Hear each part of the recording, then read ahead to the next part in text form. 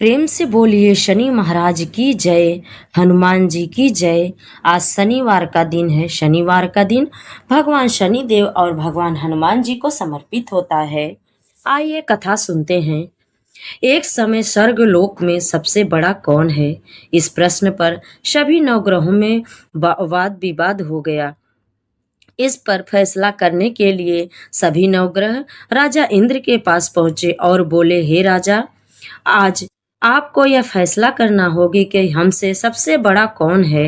ये प्रश्न सुनकर देवराज इंद्र उलझन में पड़ गए और उन्होंने इस पर फैसले को लेकर असमर्थता जताते हुए सभी नवग्रहों को पृथ्वी लोक के राजा विक्रमादित्य के पास जाने के लिए कहा। सभी ग्रह भूलोक के राजा विक्रमादित्य के दरबार में पहुंचे और राजा विक्रमादित्य से अपने प्रश्न का जवाब पूछा, जिसको सुनकर राजा विक्रमादित्य भी कुछ देर के लिए परेशान हो उठे, क्योंकि सभी ग्रह अपनी अपनी शक्तियों के कारण महान थे। किसी को भी छोटा या बड़ा कहना उनके लिए परेशानी का कारण बन सकता था। तभी अचानक राजा विक्रमादित्य को एक उपाय सूझा और उन्होंने अलग अलग धातुओं जैसे सोना, चांदी, कांसा, तांबा, शीशा, रागा, जस्ता, ब्रक और लोहे के 9 आसन बनवाए। सबसे आगे सोने का और सबसे पीछे लोहे का आसन को रख दिया।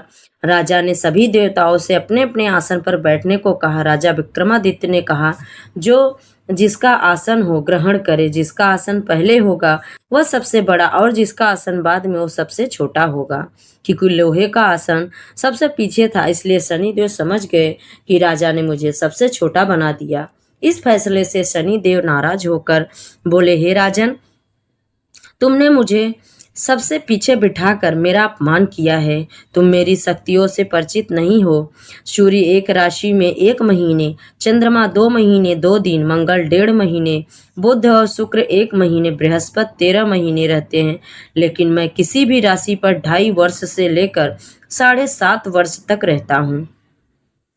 बड़े बड़े देवताओं को मैंने अपने प्रकोप से पीड़ित किया। अब तू भी मेरे प्रकोप से सावधान रहना। इस पर राजा विक्रमादित्य ने कहा, जो कुछ भाग्य में होगा देखा जाएगा। कुछ समय बाद जब राजा विक्रमादित्य पर 7.5 की दशा आई तो शनिदेव ने घोड़े के व्यापारी का रूप धारण कर और बहुत से घोड़ों के साथ विक्रमादित्य के नगर पहुंचे। राजा विक्रमादित्य उन घोड़ों को देखकर एक अच्छे से घोड़े को अपनी सवारी के लिए चुनकर उस पर चढ़ पड़े। राजा जैसे ही उस घोड़े पर सवार हुए, वह बिजली की गति से दौड़ पड़ा। तेजी से दौड़ता हुआ घोड़ा राजा को दूर एक जंगल में लेकर चला गया और फिर वहां राजा को गिराकर गायब हो गया। राजा अपने नगर लौटने के लिए जंगल में भटकने लगे, लेकिन राजा को कोई रास्ता नहीं मिला। राजा को बहुत तेज भूख प्यास लगी थी। जंगल में बहुत घूमने पर राजा को एक चरवाहा मिला। राजा ने उससे पानी मांगा। पानी पीकर राजा ने उस चरवाहे को अपनी अंगूठी दे दी और उससे रास्ता पूछकर जंगल से निकलकर पास के नगर में चले गए।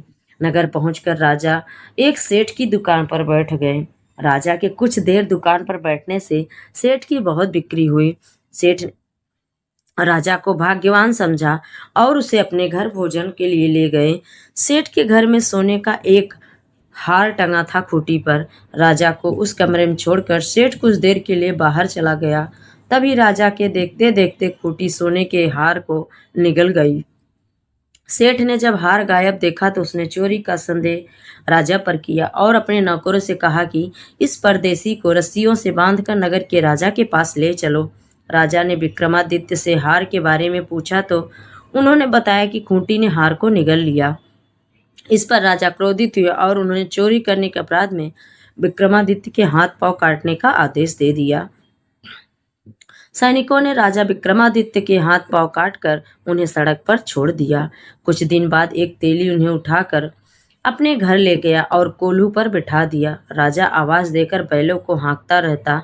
इस तरह तेली का बैल चलता रहता और राजा को भोजन मिलता रहता। शनि के प्रकोप की 7.5 पूरी होने पर वर्षा ऋतु आरंभ हुई। एक रात विक्रमादित्य मेघ मल्हार गा रहे थे। तभी नगर की राजकुमारी मनभावनी रथ पर सवार हो उस पर घर के पास से गुजरी। उसने मनहार सुना तो बहुत अच्छा लगा, जिसके बाद राजकुमारी ने दासी को भेजकर गाने वाले को बुला लाने को कहा। दासी लौटकर राजकुमारी को बताती है कि वह अपंग है, लेकिन राजकुमारी उसके मेल मल्हार से मोहित हो गई थी, जिसके बाद सब कुछ जानते हुए भी उसने अपंग से विवाह करने का निश्चय किया। राजकुमारी ने अपने माता पिता से जब यह बात कही तो वह हैरान रह गए। उन्होंने कहा राजकुमारी को बहुत समझाया, लेकिन राजकुमारी ने जिद नहीं छोड़ी और प्राण त्याग देने की बात कही। आखिरकार राजा रानी विवश होकर अपंग विक्रमादित्य से राजकुमारी का विवाह करा दिया। विवाह के बाद राजा विक्रमादित्य और राजकुमारी तेली के घर में रहने लगे। एक रात स्वप्न में शनि देव ने राजा से कहा, राजा तुमने मेरा प्रकोप देख लिया, मैंने तुम्हें अपने अपमान का दंड दिया है। इस पर राजा ने शनि देव से क्षमा मांगते हुए कहा, हे शनि देव, आपने जितना दुख मुझे दिया है अन्य किसी को न देना और मुझे माफ कर दे। इस पर शनि देव ने कहा, राजन मैं तुम्हारी प्रार्थना स्वीकार करता हूँ। जो कोई स्त्री पुरुष मेरी पूजा करेगा, कथा सुनेगा, जो नित्य ही मेरा ध्यान करेगा, चींटियों को आटा खिलाएगा, वह सभी प्रकार के कष्टों से मुक्त होगा और उसकी सभी मनोकामना पूर्ण होगी। अगले दिन प्रातःकाल राजा विक्रमादित्य की आंख खुली तो अपने हाथ पांव देखकर राजा को बहुत खुशी हुई। उन्होंने मन ही मन शनि देव को प्रणाम किया। राजकुमारी भी राजा के हाथ पांव सलामत देखकर आश्चर्य में डूब गई। तब राजा विक्रमादित्य ने अपना परिचय देते हुए शनि देव के प्रकोप की सारी कहानी सुनाई। इधर जब सेठ को इस बारे में पता चला तो वह दौड़ता हुआ आया और राजा विक्रमादित्य के चरणों में गिरकर क्षमा मांगने लगा। राजा विक्रमादित्य ने उसे क्षमा कर दिया, क्योंकि वह जानते थे कि यह सब तो शनि देव के प्रकोप के कारण हुआ था।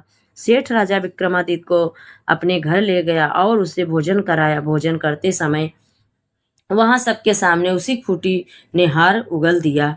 सेठ ने भी अपनी बेटी का विवाह राजा के साथ कर दिया और बड़े स्वर्ण आभूषण धन देकर राजा को विदा किया।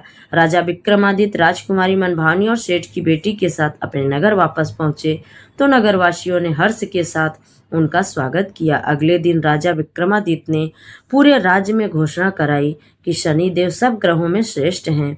प्रत्येक स्त्री पुरुष शनिवार का उनका व्रत करे और कथा अवश्य सुने, जिससे शनि देव की कृपा सभी भक्तों पर बनी रहे। जय शनिचराय भगवान की जय। प्रेम से बोलिए शनि देव की जय। आप सभी को कथा अच्छी लगे तो लाइक शेयर और चैनल को सब्सक्राइब करना मत भूलिएगा। कमेंट में शनि महाराज की जय और महाबली हनुमान की जय जरूर लिखे। जय श्री हनुमान।